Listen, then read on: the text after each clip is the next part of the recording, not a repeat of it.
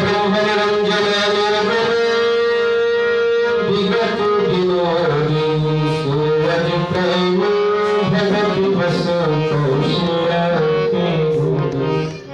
जब भगवान अपने भक्तों से प्रेम करते हैं तो माता के रूप में, अपने संबंधी के रूप में, पिता के रूप में, मित्र के रूप में संसार में भेज देते हैं कि जाओ हम तुम्हारे साथ आएंगे संसार में अपनी लीला दिखाने के लिए और स्वतः आनंद प्राप्त करने के लिए, तुमको भी आनंद देने के लिए।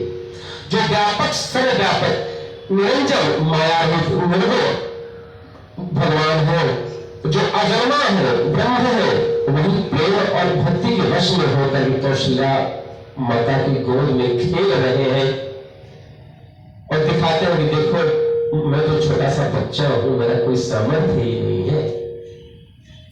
भगवान की लीला देखिए, लोग माता को दिखाते हैं मेरा तो कोई सामर्थ्य नहीं है, मैं छोटा सा बच्चा हूं, लेकिन वो तो अखिल ब्रह्मांड के नायक है जो मां की गोद में खेल रहे हैं।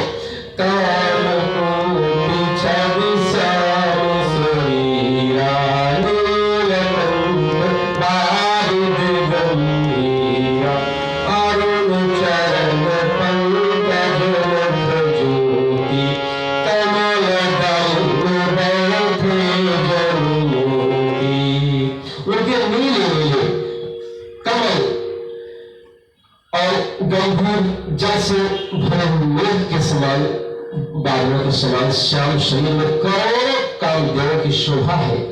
लाल लाल चरणों के नखों की शुभ ज्योति ऐसी मालूम होती है जैसे लाल कमल के पत्तों पर मोती स्थिर हो गई हो। क्या बात है!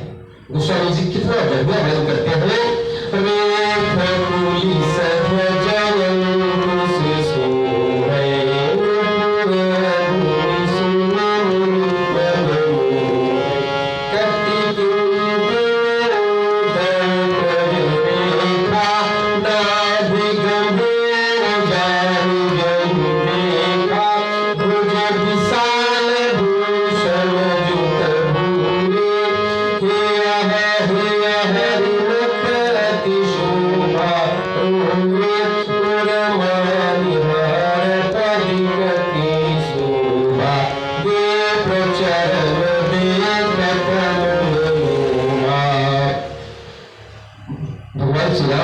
सुंदरता ऐसी है कि जो देखता है एक बार देखता हो जाता है। ऋषि मुनि जो उनको देखने के लिए हमेशा लालायित रहते हैं, कब उनका दर्शन हो जाए।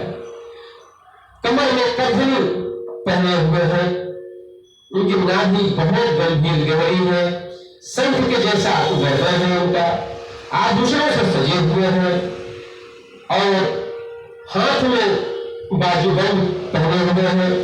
छाती पर रत्न से युक्त मणियों के हार की शोभा विराजमान है और ब्राह्मण भृगु के चल चिन्हों को देखते ही मन लुभा जाता है। क्या बात है!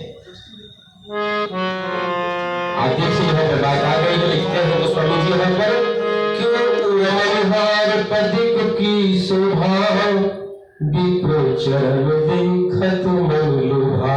ब्राह्मण का स्थान इतना ऊंचा है, क्या बताया जाए। ब्राह्मण के चरणों को भगवान की छाती पर स्थान दिया गया है।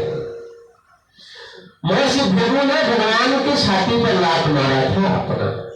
लात मारने से लक्ष्मी जी भी नाराज हो गई थी, उनको श्राप दे दी थी, जाओ तुम दृढ़ हो जाओ।